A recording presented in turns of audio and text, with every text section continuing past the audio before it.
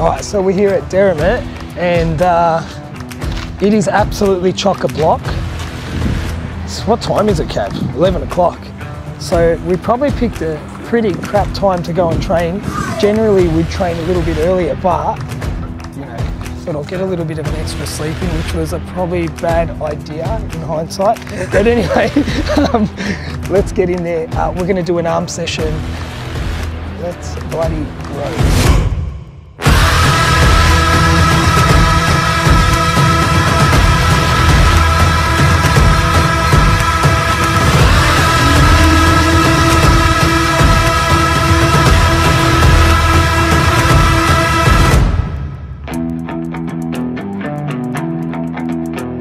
All right guys, so we're here at Derrimut Braybrook. Again, rookie mistake, coming at 11 AM. Probably not the peak hour.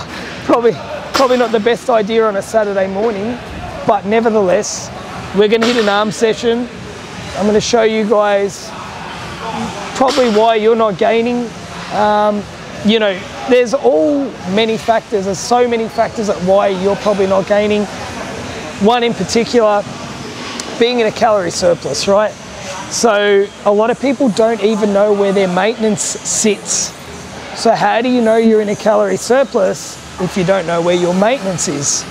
I'll give you an example.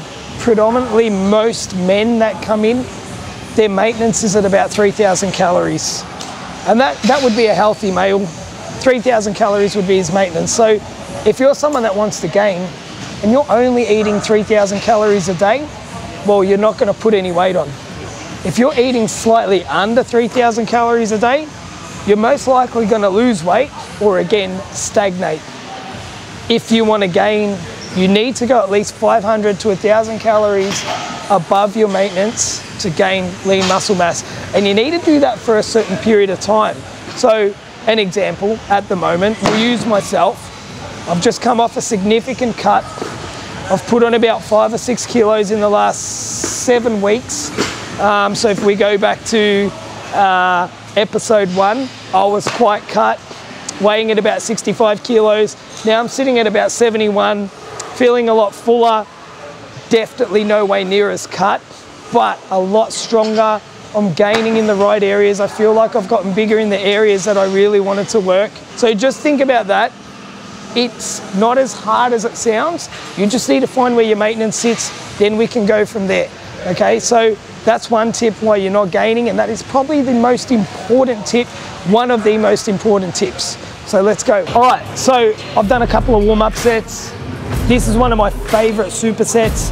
So we go from just a bilateral curl, bicep curls, into a bilateral hammer curl. Now, what you want to make sure you're doing on this one, this could be another reason why you're not growing as well. If you're someone that wants to grow your arms, fully lengthen go full range of motion. So for example, I see a lot of people, when they curl, they'll come up and then they'll only stop it here, right? So what you want to make sure you're doing is, when you're coming right to the bottom, you want to make sure you're flexing the antagonist muscle, which is the muscle that's opposing the muscle you're trying to work. So in this instance, my tricep is my antagonist muscle. I'm flexing my tricep at the bottom to make sure that I'm fully lengthening my bicep to put that ultimate stretch on the bicep so I can tear all those fibers, and that's how we grow. Okay, so watch this one.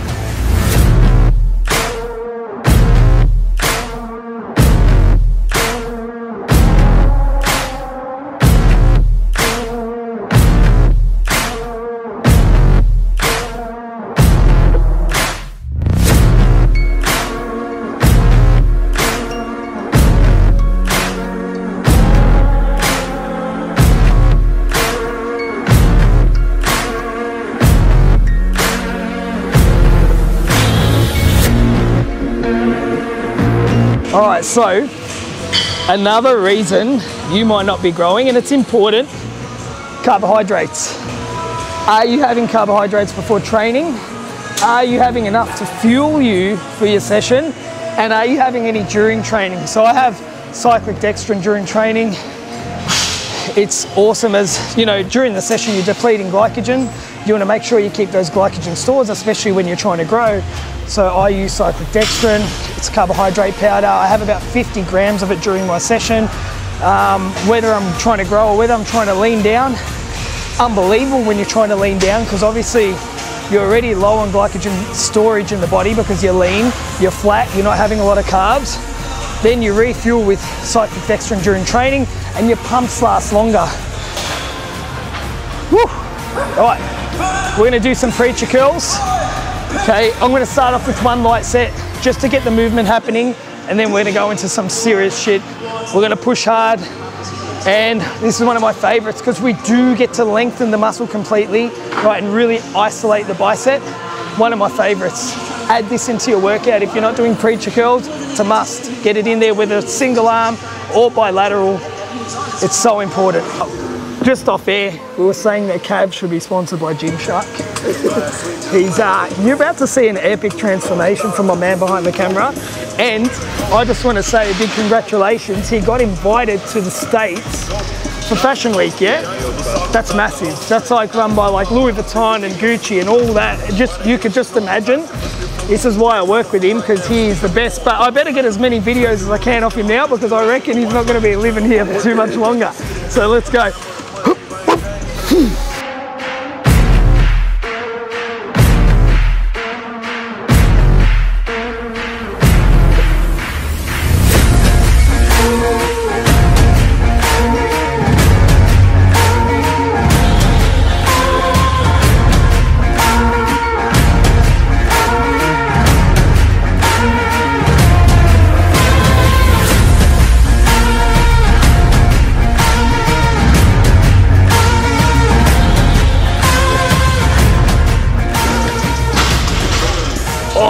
Okay, tip 2. We went over your eating. You might not be eating enough, that's why you're not gaining. Tip 2, your training might not be at the intensity required for you to grow. So you might start to feel a bit of a burn and then you stop. You might feel a little bit of a ache in the joint and you stop. You might have 4 or 5 more reps in you and you stop. Okay, you need to push the muscle to absolute exertion. So if you're feeding it, if you're feeding the muscle, great. But if you're not feeding it and you're not training it hard enough, how do you expect to grow? The way muscles grow, they work on stimulation. So all different forms of stimulus. You don't want to give it the same stimulus every week, because then your muscle starts to adapt and then you're not going to grow as well. Okay, so you want to make sure you're mixing up the different muscle stimulus at least every fortnight. So I tend to do 2 weeks of the same kind of routine, maybe 3, and then I change it up and make sure that muscle gets another shock. Pretty much, you want to shock the muscle with a different stimulus. Okay, so cable curls are awesome, especially when your arms are on a stupid pump. Obviously, I don't have the cuts at the moment to really show you a swole pump, but I'm feeling a bit juicy at the moment. So we're just going to do a light warm-up set with these cable curls. Reason I love this is, again, it's stretching me right back, right? So it allows me to flex my triceps on the way down and get a full length in my bicep. See that? Flex, up, squeeze, and just really isolating the muscle. Okay, just a light set. I don't want to get any fatigue on this set, just for the joints to feel it. Now we're going to go into obliteration mode. We're going to get about 8 to 12 reps out. Really work on that, that squeeze, that contraction. It's important to keep blood in there. Look, feel like I've got no definition in there. It's like it's full swollen. Like this feels like concrete. Feel this, Cav. Just get a feel, mate. Get a feel. It's hectic.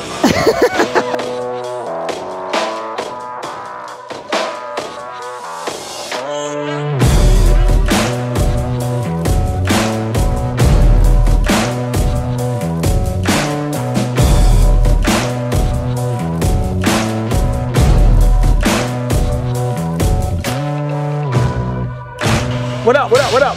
All right, so what we're gonna do is some concentration curls now. This is the old school basics of basics. But I always put it into my workouts because I really feel I get good mind to muscle connection with my bicep. And it's really good, I guess, to finish on. Like, I'm fatigued now. My pump is, you know, it's really tight that I can't really curl my arms. So it's really good to, when you get to this point of the session, to isolate one side of the body so you're not compensating or anything like that, you know, doing more on one side than the other. So what I want you to do is, I like to hold the dumbbell at the bottom of it, okay? That way I can get a nice turn at the top and really work the peak of my bicep, okay? So just like this, and you give it a nice little turn at the top.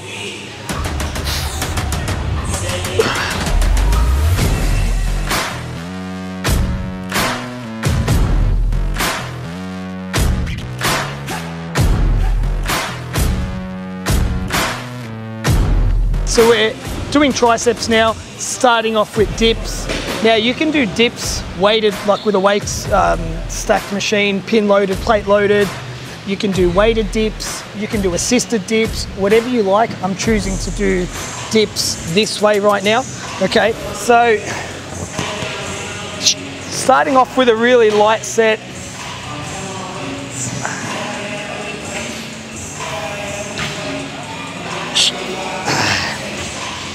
You notice at the bottom of the movement, I'm not finishing it bent like that. We're really getting a nice flex through the tricep.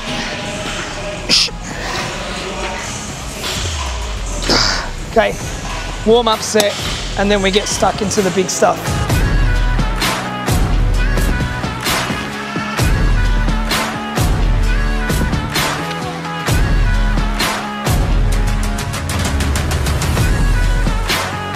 All right, so another tip, and this is probably one of the last tips I'll give you, overtraining.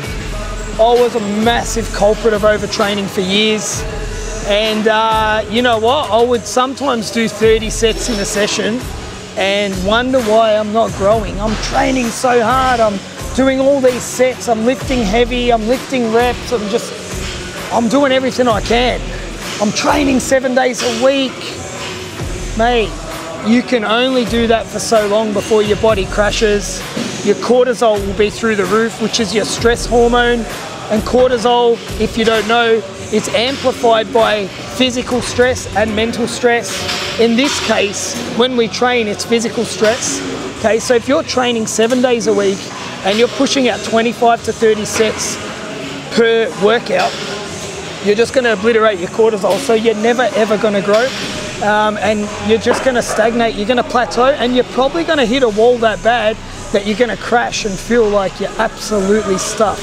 So, moving forward, I try to keep my volume through my sessions at about 17 to 20 sets max, no more than that.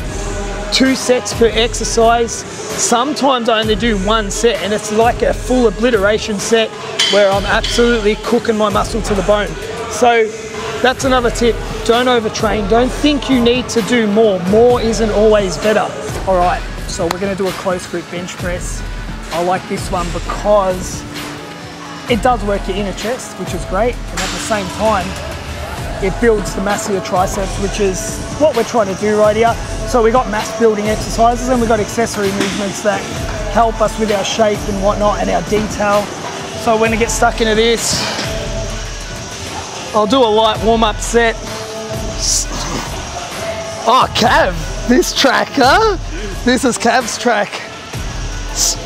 Keep the elbows tucked in.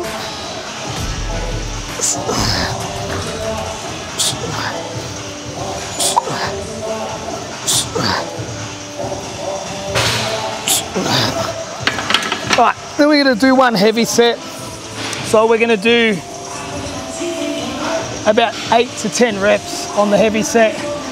So I always do a light set just to feel the movement, because if you're getting straight into a heavy set, you can do an injury. So I just like to feel the movement, go through the movement pattern with a lighter weight, then go the hack, okay?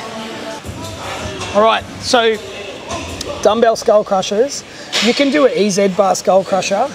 You can do that, or you can do this. This targets the long head of the tricep. So if you're someone that lacks that sort of bottom half of your tricep, that it's not full, this is great for building it. Anything behind the head will work, the long head of the tricep. Now, if you notice, I do a lot of dumbbell work with the skull crushers. You haven't seen me particularly do any EZ bar for multiple amounts of videos, just because I've got a dodgy wrist on the right side. I broke my hand a long time ago playing footy, and EZ bar always sort of put a lot of strain and pressure on my wrist. So I go always towards the dumbbells. I feel I can maximize the workout without getting any pain. So let's hit it.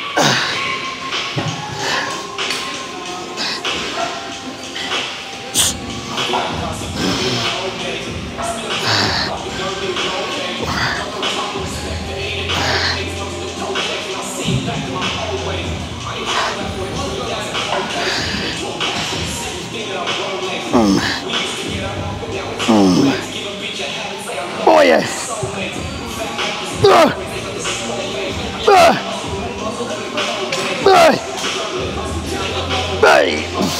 Oh yeah. So you can see the way I move it, it's kind of like a 3-2-1 on the way down. Not too quick, coming up with a nice squeeze at the top of the movement. We're going to do 2 working sets on this, and we've got 1 more accessory movement and we're done. I love the rope push downs because it just can really feel that contraction, especially when you're fatigued right at the end. There's all different ways you can use a rope. I mean, you can go this way, push it that way. You can go this way, push it down. You can go overhead to work the long head of your tricep. You can hold the rope higher. If you have a long rope, which is about that long, you can do kickbacks with it. The rope is amazing for hitting and really burning up the area that you're trying to target in the tricep, because obviously tri, meaning 3 parts of the tricep, is very hard to hit. Like, you need to do certain movements to hit each and every part of the tricep. So this one in particular, just getting that horseshoe. I'm not lean now, but when I'm pretty lean, you can see like a horseshoe in there. Put a bit of B-roll on it, Cav, because we got something there that is horseshoed up. Okay, so we're just going to start with a light set. I slightly lean forward. Now it's on preference. You can sit really tall or stand really tall. I like to lean forward, and I like to have the rope in front of my body, pretty much pushing down on top of the toes. I see a lot of people do this, hitting their body. I've done my warm up, but hitting their body and they're not getting full range of motion. Like, look at this. Why would you do that? You're not maximizing the exercise. So what I want you to do is grab it, put it in front of you, keep your elbows fixed in one position. We don't want to see movement like this. I see a lot of that as well. People move their shoulders back and forth. Again, we want to be isolated in one position, holding the rope, flexing down, and pushing the rope pretty much in front of your toes, okay? We're gonna do 2 work sets and we're done.